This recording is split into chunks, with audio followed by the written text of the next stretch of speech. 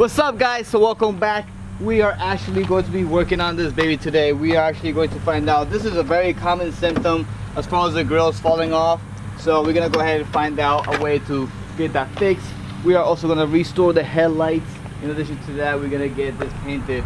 Also gonna go ahead and teach you how to remove dents like this. Redo your brake system from removing calipers, brake pads, so on and so forth. And in addition to that, we're going to go ahead and also work on more panels as far as bumper wise and restoring things like this.